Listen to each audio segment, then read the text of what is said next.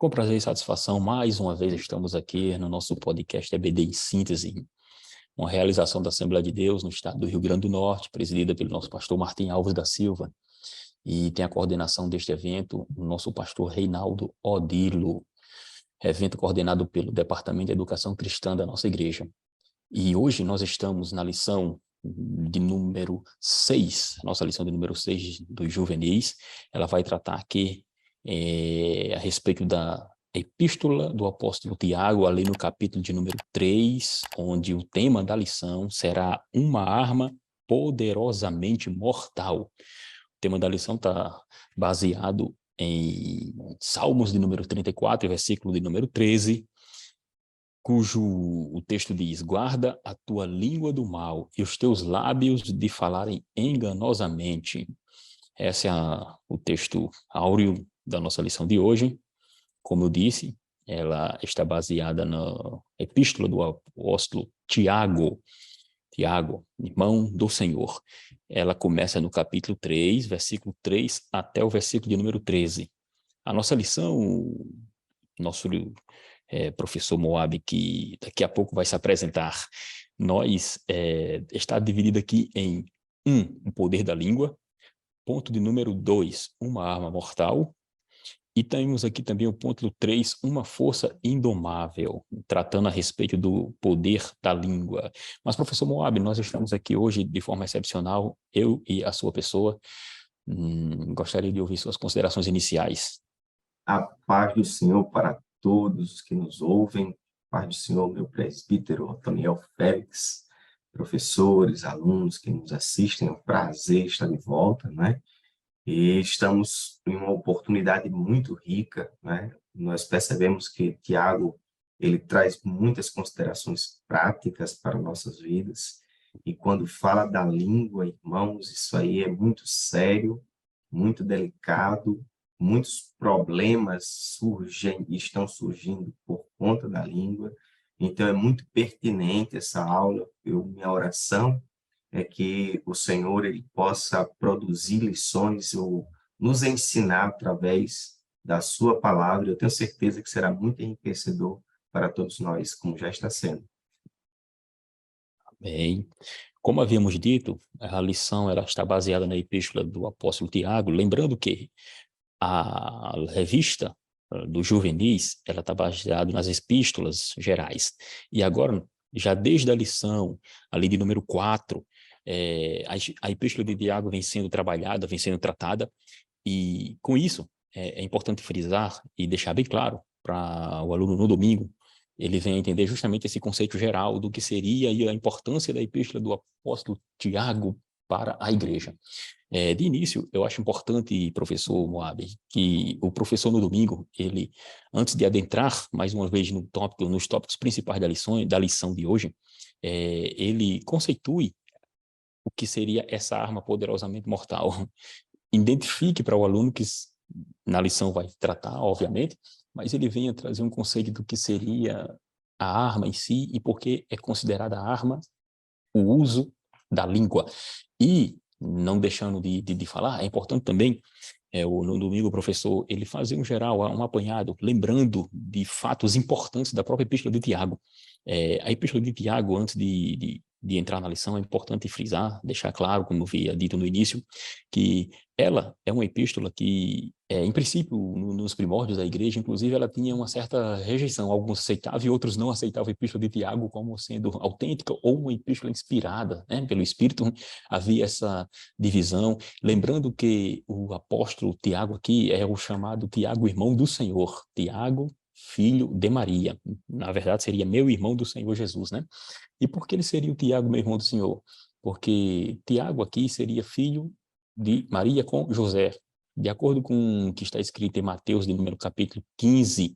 Mateus capítulo 15, ele trata a respeito da família de Jesus, e lá no finalzinho já do capítulo da história, o Tiago é lembrado, é informado como um membro da família de Jesus Cristo, né? Do nosso Senhor Jesus.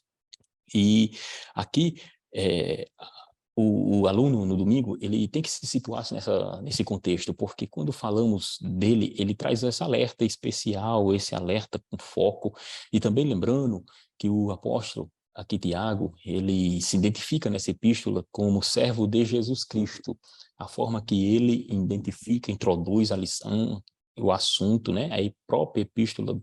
E a epístola, ela é introduzida em forma de carta, mas no contexto da epístola, ela deixa aquele estilo literário de epístola, de carta, e passa a ter um foco mais doutrinário, pastoral, e vamos também dizer aqui profético, né? Porque ele traz a ideia e confronta as situações específicas do cotidiano, enviada o que Tiago chama de as 12 tribos de Israel, que estavam dispersas.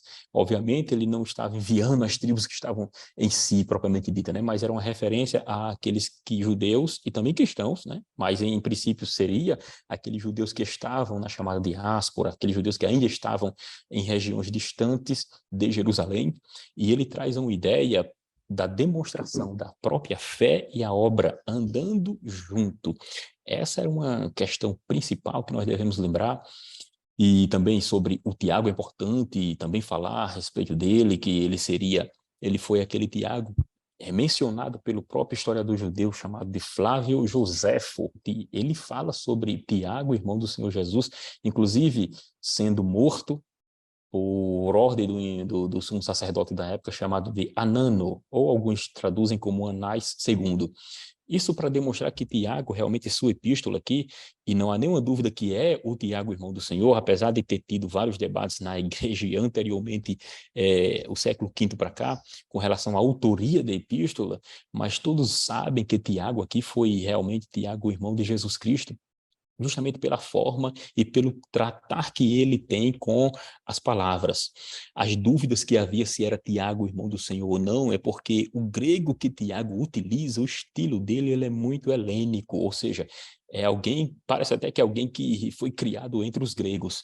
Porém, o consenso, tanto da igreja primitiva como dos pais apostólicos posteriormente, é de que realmente se refere a Tiago, porque isso não seria um empecilho para demonstrar que seria o Tiago, irmão do Senhor, porque eles viviam justamente ali também na região da Galileia, e a região da Galileia é uma região conhecida como Galileia dos Gentios, né? Ou seja, havia uma influência grega muito grande também naquela região. Eu acho importante frisar sobre essas questões, porque traz a ideia, professor Moab, justamente de situar o aluno em quem é a pessoa do Tiago, o motivo dele escrever essa carta, né? E lembrando também que na história, o próprio Martinho Lutero, inclusive ele, né, Martinho Lutero, ele, em princípio, não considerava a epístola de Tiago como uma epístola, assim, era como se fosse uma epístola, ele chamava de epístola de palha, ou seja, uma epístola de segunda classe, uma carta de segunda classe diferente dos evangelhos, porque para ele havia um confronto de fé e obra. Na ideia de Lutero, Tiago falava muito das obras, e essa questão estava remetendo à lei mosaica, ou seja, era um entendimento equivocado, errôneo do Lutero, apesar de ser um grande reformador, mas era um entendimento equivocado, e esse entendimento fez com que algumas pessoas também ficassem em dúvida com relação à autoria e inspiração do próprio Tiago. Porém, sabemos hoje que a questão e a forma que Tiago coloca as palavras na epístola, na carta, ele faz referência justamente ao confronto daquele legalismo que também, mesmo sendo a igreja estava começando a haver um legalismo com a fé, ou seja, a fé não é algo subjetivo, mas é algo objetivo, e que quem tem fé, essa fé, ela se expande para o exterior. Tiago queria demonstrar justamente isso, professor Moab. De início, eu acho importante eles frisar, professor, essa questão, porque traz a ideia e clareia a mente do aluno de quem estamos tratando, né? Assim?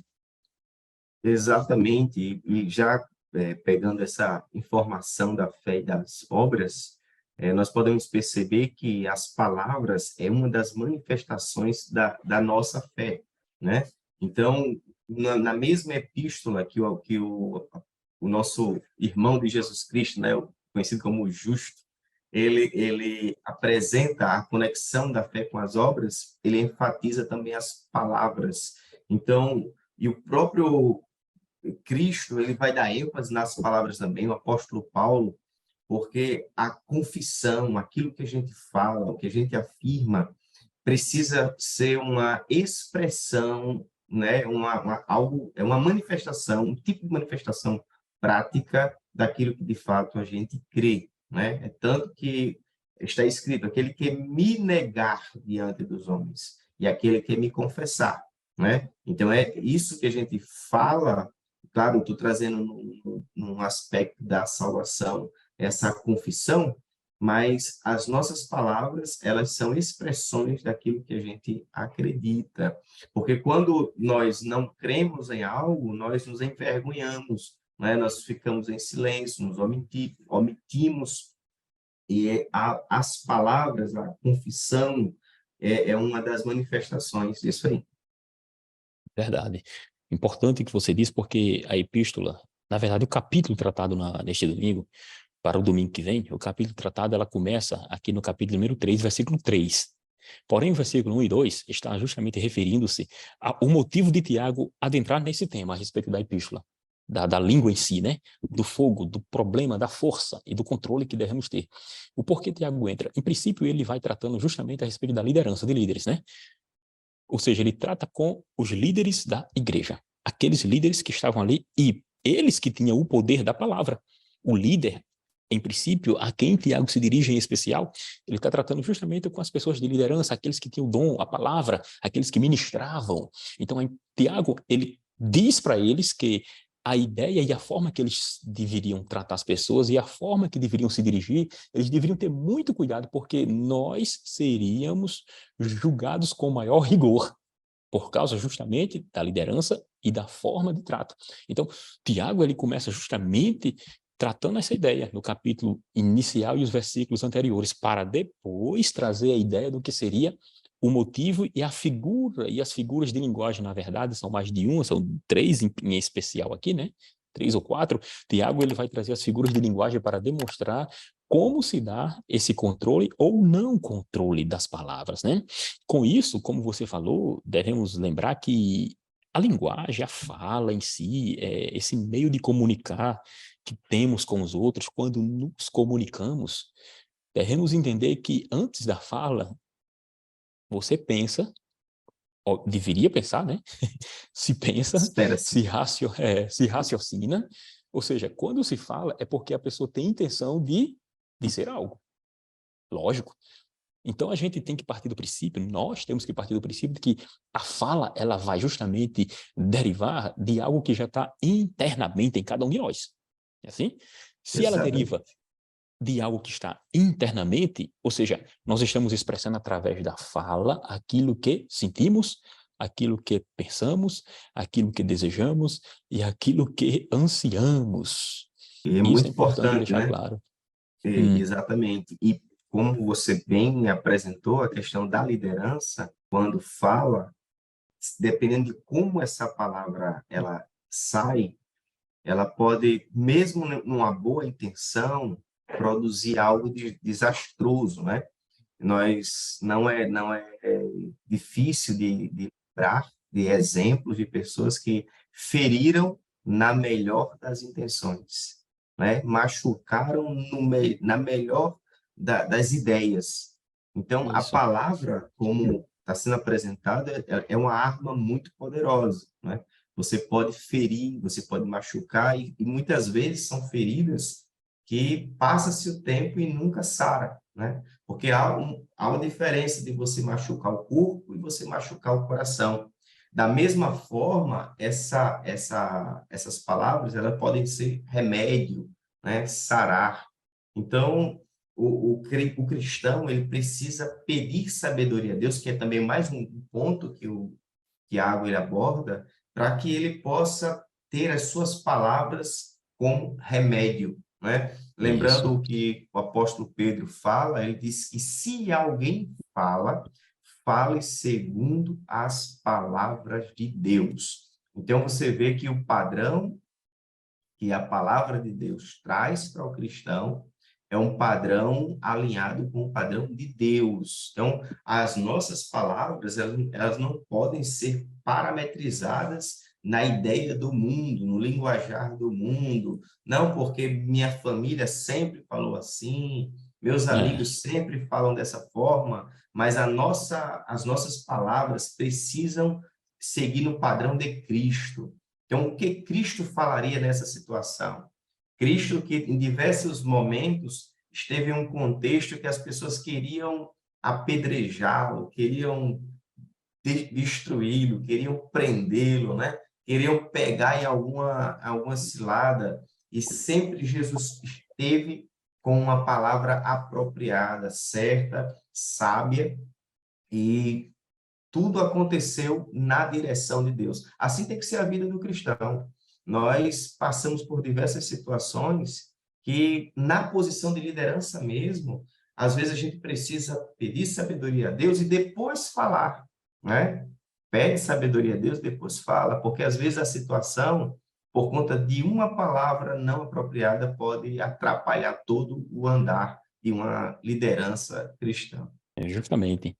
E quando você fala a respeito dessa questão relacionada à própria palavra, lembrando que a palavra, a forma, a fala, é um dom que Deus nos dá, né? E esse dom liga tanto culturas como liga também o mundo em que vivemos.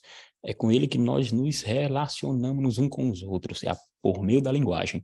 Então, existe a questão da oratória, que algumas pessoas utilizam para convencer pessoas relacionadas a certas circunstâncias específicas. Existem situações específicas que as pessoas utilizam da palavra. E é com a pregação também da palavra que as pessoas convertem-se ao evangelho. Ou seja, a palavra tem que ser anunciada.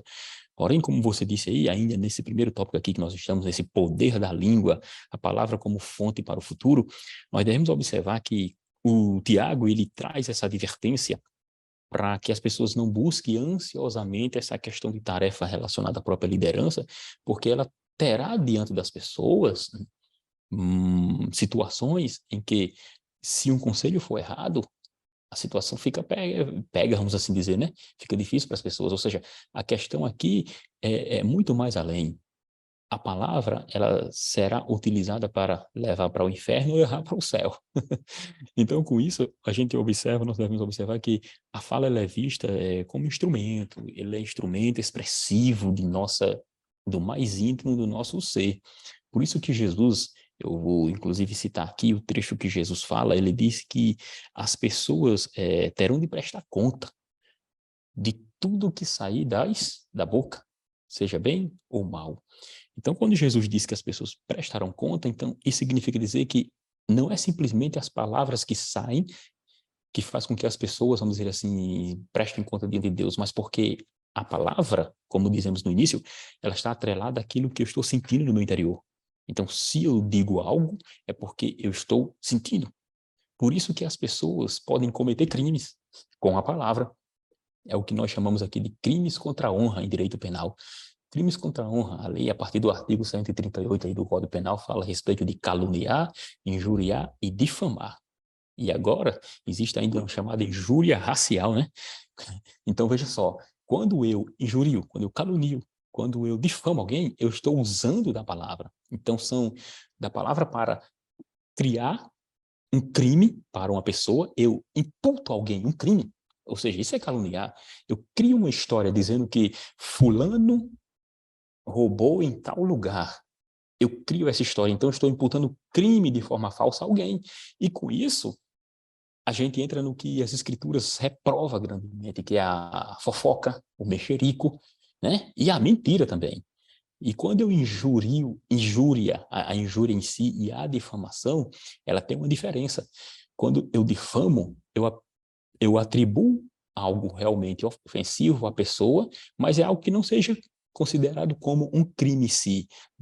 Na calúnia eu digo que alguém roubou, por exemplo. Na injúria eu digo, na difamação, eu digo que aquela pessoa praticou, vamos dar um exemplo aqui, adulterou. Fulano de tal adulterou. É uma difamação, porque o adultério não é considerado crime, né, pela lei, né? Estou falando aqui relacionado à própria lei que temos.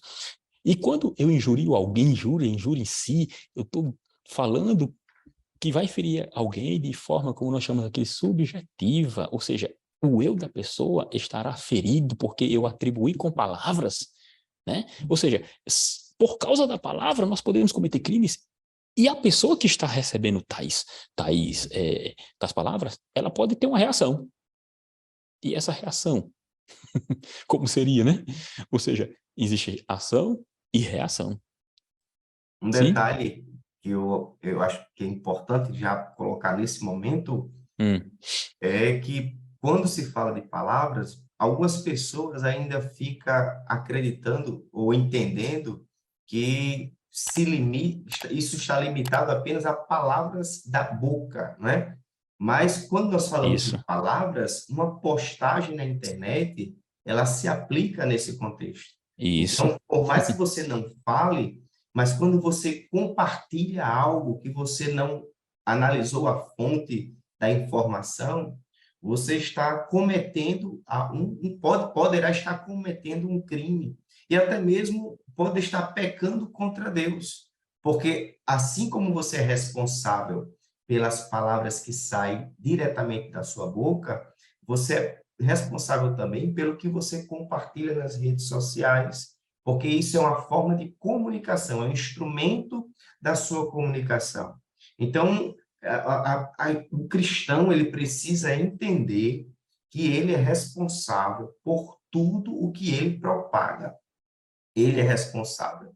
Então, quando você compartilha algo, quando você transmite uma informação, que fake news é uma palavra que está deixando preocupado não só os cristãos, não só um grupo, né, cristão, não, a sociedade está preocupada com fake news, porque é muito fácil você pegar uma informação, jogar na internet e as pessoas compartilharem como se aquilo fosse uma verdade. Então, a igreja precisa abrir os olhos, analisar as informações que recebe, analisar o que compartilha, analisar o que ouve, analisar o que fala, para que em qualquer momento você possa responder por tudo aquilo que foi transmitido através de você. justamente. Porque, caso contrário, como eu disse, estaria cometendo aí crime contra a honra de alguém, né? Defamando a pessoa, que é atribuir um fato negativo àquela pessoa, que não seja crime, mas um fato negativo, ou seja, ninguém quer receber, vamos dizer assim, palavras mentirosas e difamatórias contra si. Então a pessoa tem que se colocar e entender bem o que Jesus falou certa vez, que você não deve fazer com os outros aquilo que não queria que fosse feito com você. É isso, Cristo foi claro nesse sentido, né? Então não difame, não atribua fato negativo a uma pessoa.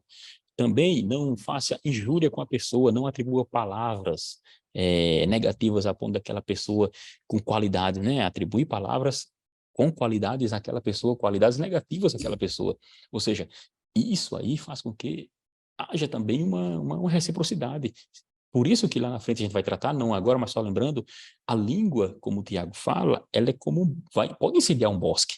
Ou seja, a ação vai ocorrer de uma forma bem interessante, tem que ter cuidado. E com isso, Jesus, inclusive, disse lá em Mateus capítulo número 15, né, versículo 11, Jesus disse que não é o que entra na boca do homem que vai contaminar o ser humano, mas o que sai de sua boca é o que contamina o homem. Aí ele vai também dizendo que é do coração do ser humano que saem os adultérios, as fornicações, as maldades, as loucuras, tudo que não presta. Ou seja, por isso que eu estou dizendo que a gente tem que partir do princípio que as falas, a palavra, ela não é simplesmente algo assim à toa, aleatório, não.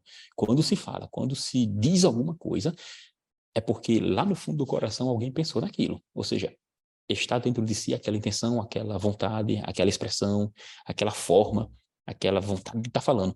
E aqui tem que se entrar também, e tem que se lembrar, que quando o apóstolo que trata a respeito dessa palavra, e ele traz a ideia de que a gente usa até a expressão não, a figura do cavalo e do navio, aqui na lição, também vai trazer, a figura do cavalo e do navio está falando a respeito de domar, e está falando a respeito de a pessoa estar no controle.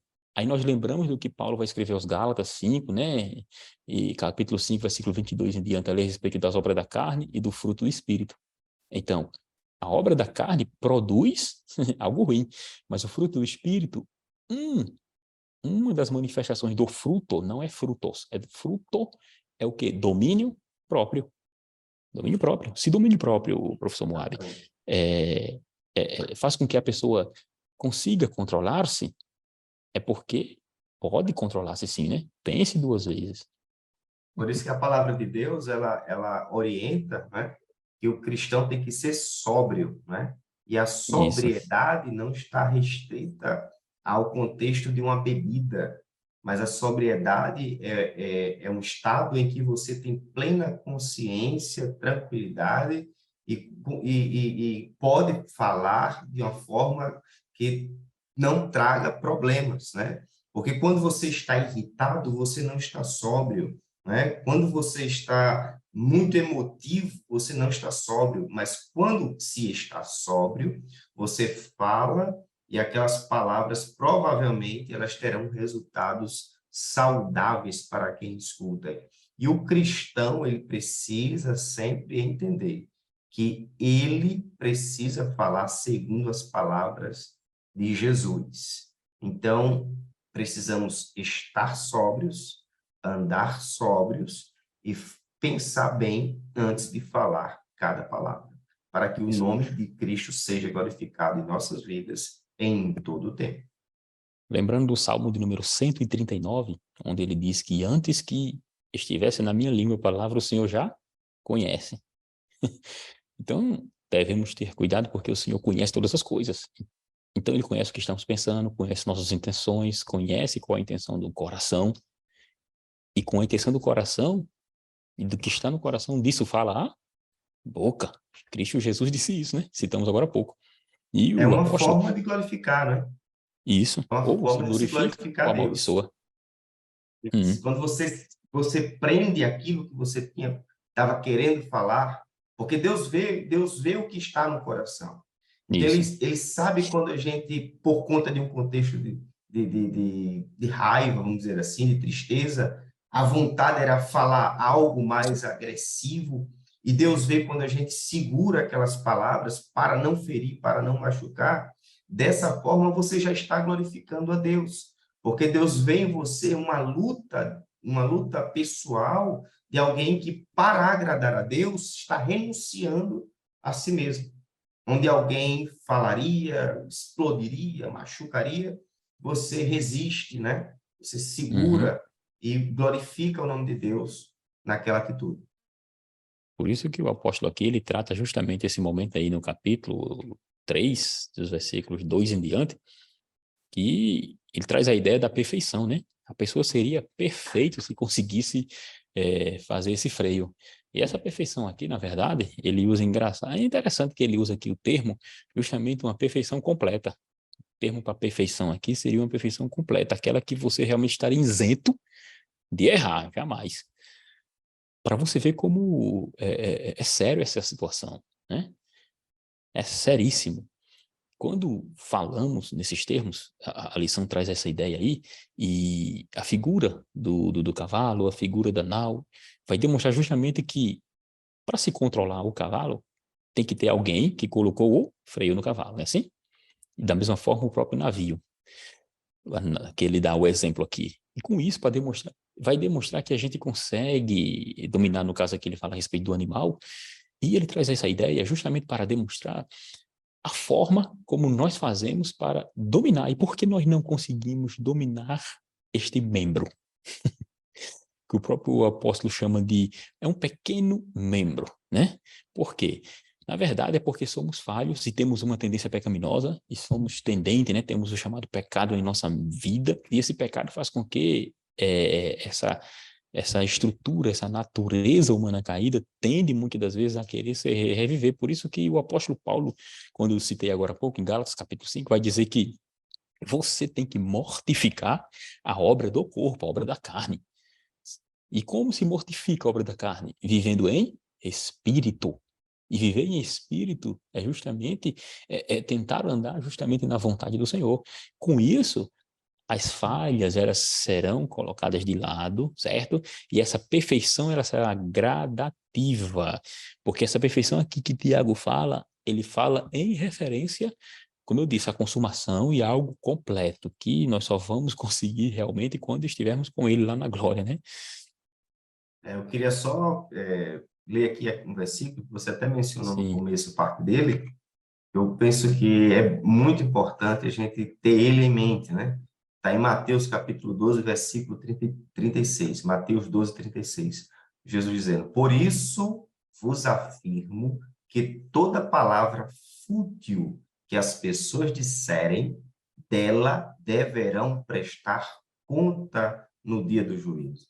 Porque pelas tuas palavras serás absolvido e pelas tuas palavras serás condenado. Então, quando a gente para perceber o que, para analisar essas palavras de Jesus, a gente percebe o quão grave, o quão sério é as palavras que nós estamos proferindo, né? Muitas vezes na hora da raiva, da chateação, acha que vai falar algo, aí esquece, a pessoa esquece, mas Deus, ele acompanha todas as palavras que saem da nossa boca. Isso. Porque a tal da língua, aqui no contexto de Tiago, ele demonstra que ela não vai falar sozinha, né? Começa por aí, né? Para sair o som, para ter a fala, ter a comunicação, é necessário que haja as intenções.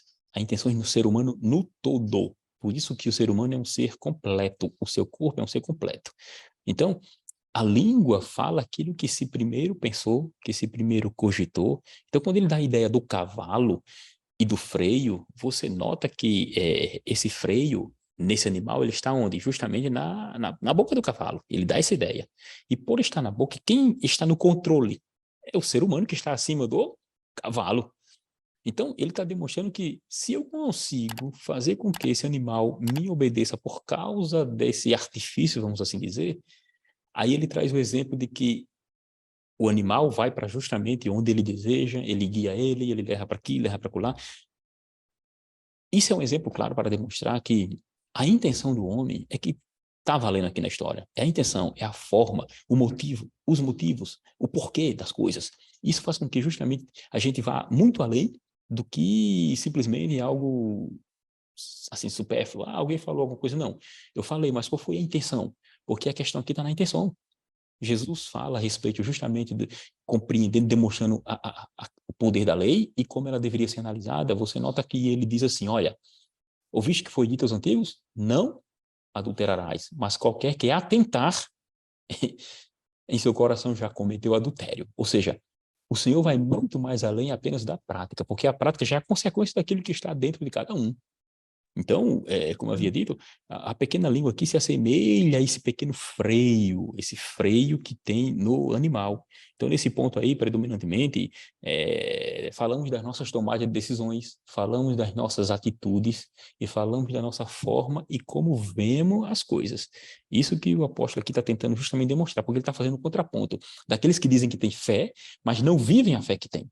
Então, ele está demonstrando que se você tem a fé que você diz ter, você passa a praticar de forma diferente a fé. A questão está aqui, porque a fé não é algo apenas subjetivo, mas ela é objetivamente aplicada, porque eu vivo na fé. O meu justo viverá pela fé.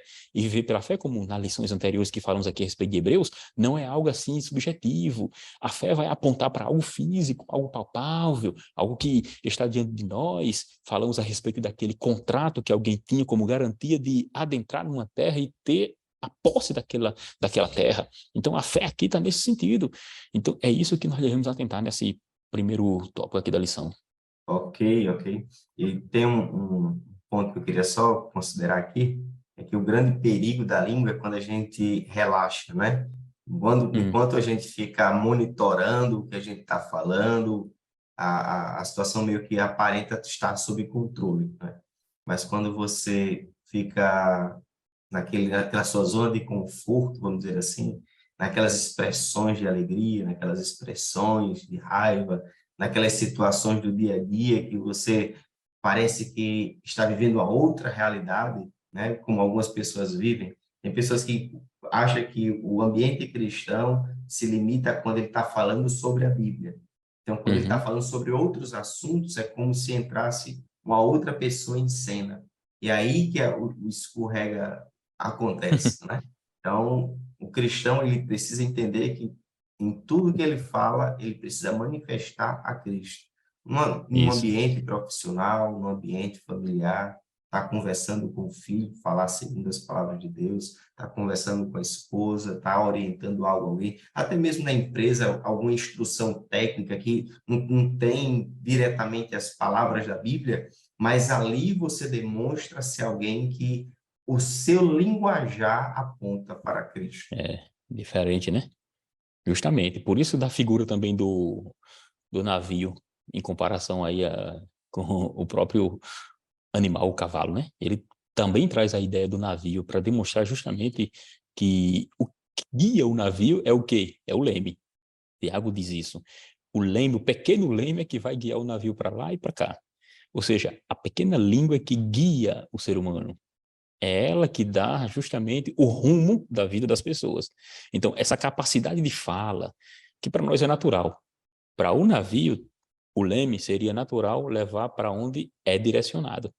Então, a figura que ele vai usar vai justamente demonstrando que se esse leme, ele não for, vamos dar um exemplo aqui, não for não, se ele quebrar, por exemplo, ou se ele não for guiado de forma correta, ou seja, se tiver algum problema neste leme, o que pode ocorrer? E se esse navio submergir? Ou seja, por causa da língua, por causa da palavra, por causa da fala, as pessoas podem submergir a sua água, a água pode tomar conta de cada um, essa água no sentido aqui metafórico, né? Então, quem determina o que, para onde o navio vai, seria o leme, e o apóstolo está dizendo que a língua também pode nos levar, nos direcionar para certas circunstâncias não tão sadias, viu? Como também sadias. Isso vai depender muito, né?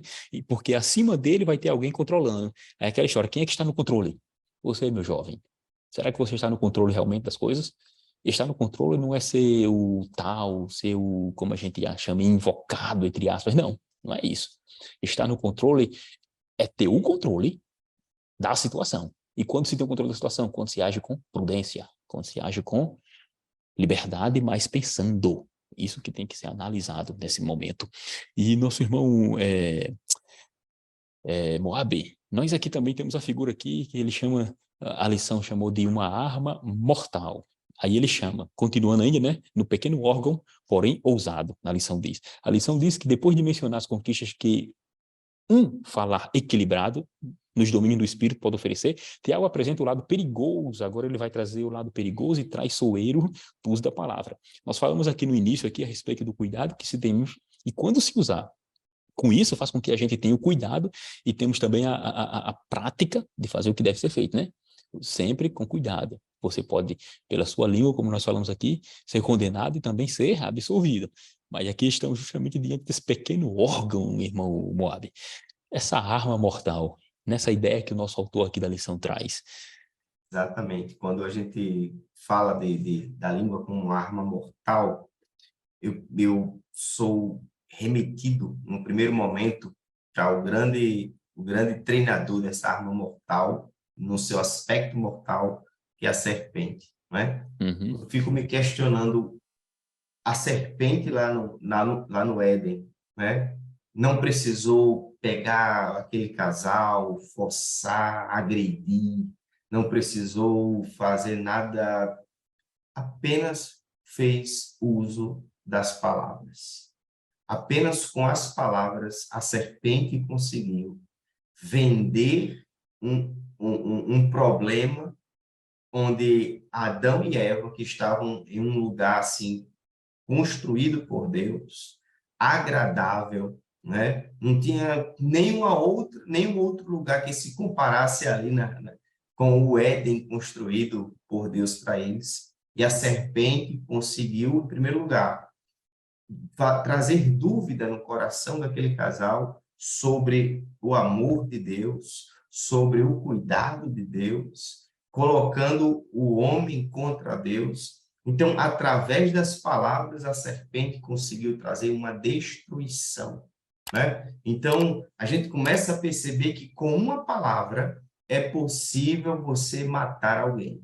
Com uma palavra é possível você fazer com que alguém perca aquilo que ela tem, né? E a gente viu isso no Éden, quando a serpente diz assim em Gênesis capítulo 3: ora, a serpente era mais astuta que todas as alimárias do campo que o Senhor Deus tinha feito, e esta disse à mulher palavras. É assim que Deus disse: não comereis de toda a árvore do jardim?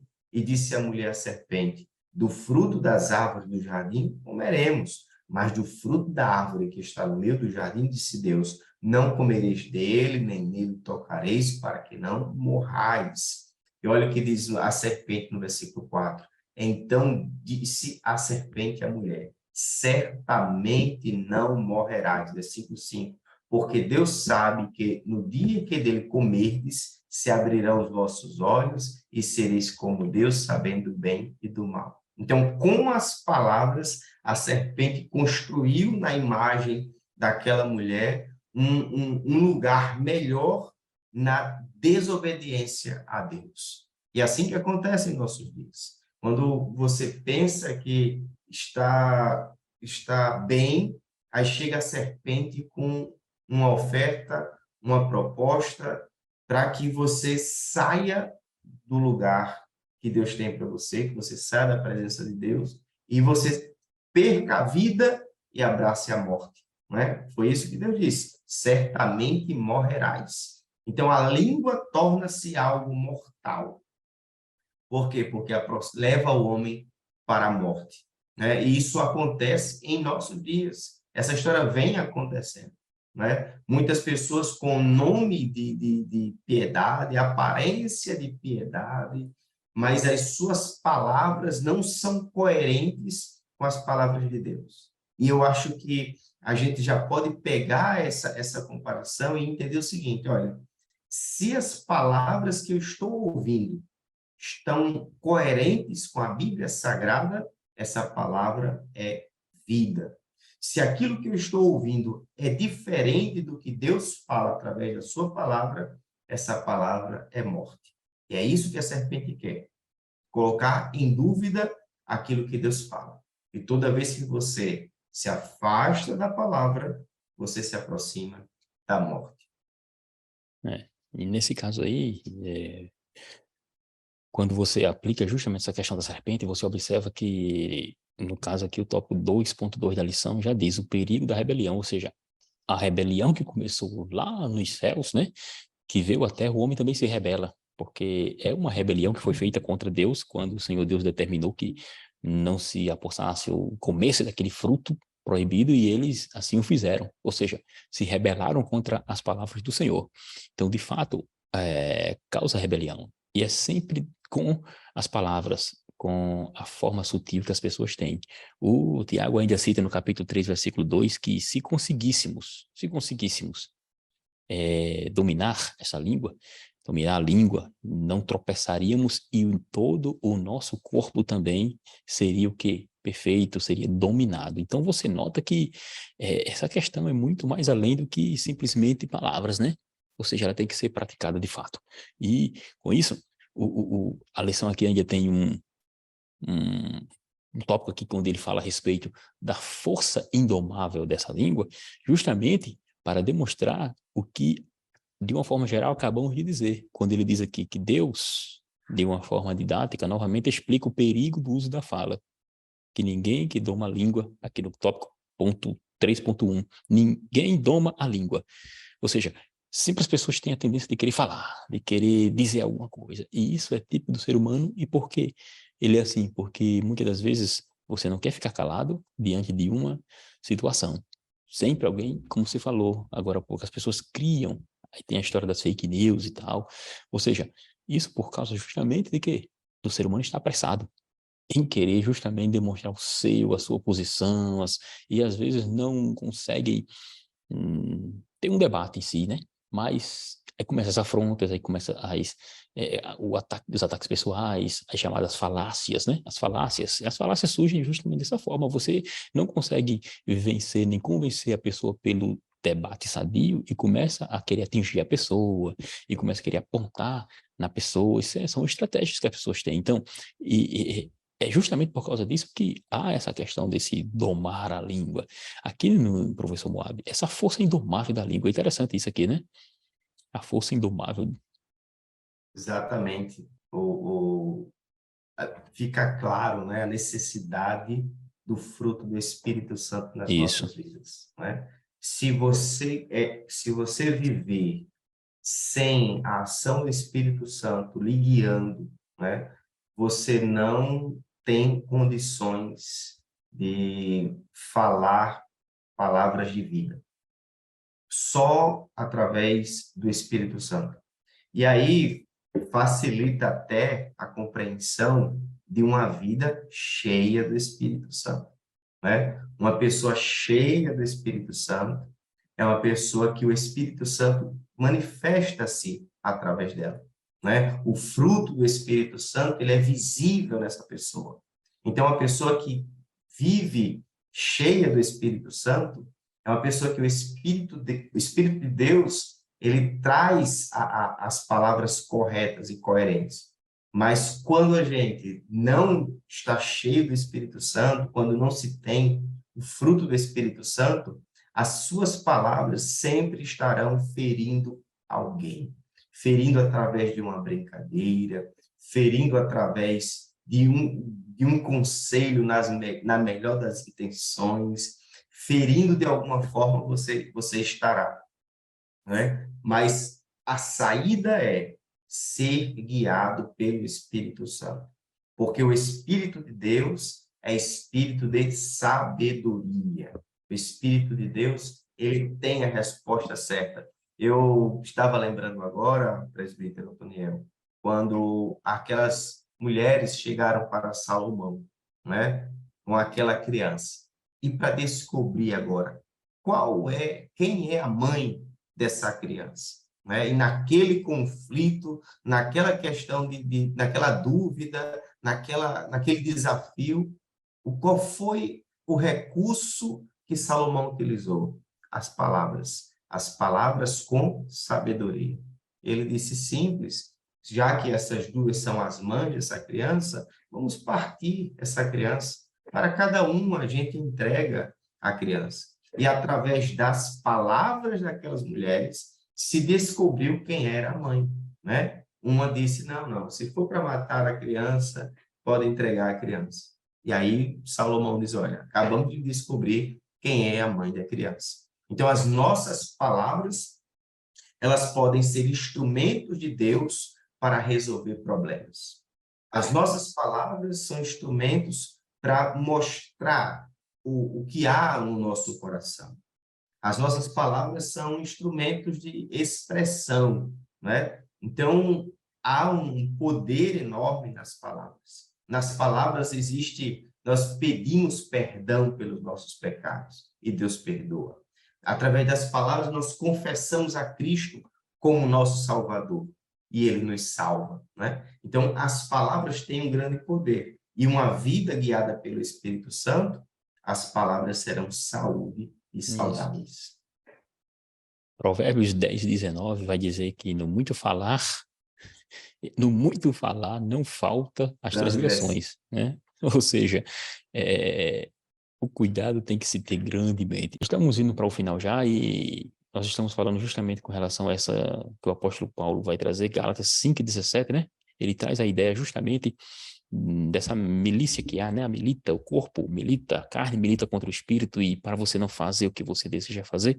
Então, com isso, a gente demonstra que a palavra com sabedoria, aqui no texto vai trazer, ele vai trazer justamente uma palavra com sabedoria, e essa palavra, como será dita essas palavras? Você citou Salomão, quando naquela situação terrível, né? E lembrando que sabedoria também é um dom do Espírito Santo, por isso a dependência total do Espírito Santo. O apóstolo Paulo vai dizer lá aos Romanos capítulo 12, versículo muito conhecido, que a gente não devemos se deixar levar, né, por esse sistema de coisas que vivemos, mas antes nós devemos renovar a nossa vida, ser renovado, ou seja, com isso, a nossa vida também vai falar, a nossa vida será justamente o espelho e a fala para esse mundo perdido, porque hoje nós vivemos em um mundo que está totalmente às avessas, longe de Deus, sem paz, sem salvação e se esquecendo de Deus voluntariamente. Então, nós aqui estamos como astros, como disse o apóstolo Paulo, neste mundo. Exatamente. Queria, nesses momentos finais também, lembrar que, por mais que as nossas palavras sejam relevantes, importantes, embora que saibamos que iremos responder pelas nossas palavras, não esqueça que Deus, ele conhece as intenções do coração. Então, Deus conhece as palavras e Deus conhece o que se processa no coração, né? Por exemplo, oração, quando você ora, Deus sabe quando você ora de coração. Deus sabe quando você fala de coração. Então, olha, o cristão ele precisa ser verdadeiro, não é? O fato das palavras serem importantes não significa que as nossas palavras possam não ser verdadeiras, né? A gente precisa ser coerente em toda a nossa maneira de viver. E isso Deus está acompanhando. É por isso que os verdadeiros adoradores adoram em espírito e verdade. Você glorifica com seus lábios, você ora com seus lábios, você expressa, você fala de Cristo com seus lábios, mas tudo isso precisa estar em harmonia com o que você crê. Né? O apóstolo Paulo, citando o Antigo Testamento, ele fez uma afirmação que eu gosto muito, né? Ele diz, como está escrito, criei, por isso falei, nós cremos e por isso falamos. Assim precisa ser a nossa vida. Amém. Então chegamos ao final de mais uma lição do dia, né? Lição de número 6, onde tratamos aqui a respeito dessa questão relacionada à própria fala, que tem a ver com a metáfora que Tiago utiliza da língua, o perigo que tem e o domínio que devemos ter, né? Lembrando que por termos o Espírito Santo dentro de si, nós temos o que a gente chama e que as Escrituras também revelam como domínio próprio. Esse domínio próprio é algo do Espírito e ele vai fazer com que haja na sua vida a forma e a sabedoria para agir em momentos de dificuldade. Lembrando que as atitudes também falam muito mais do que palavras. E lembrando que o que sai de sua boca é porque está no seu coração. Então, com muito cuidado com o que se fala. Fale apenas palavras que glorificam o nome do Senhor Deus. Amém? Damos graças, Senhor, por mais uma lição, no nome de Jesus.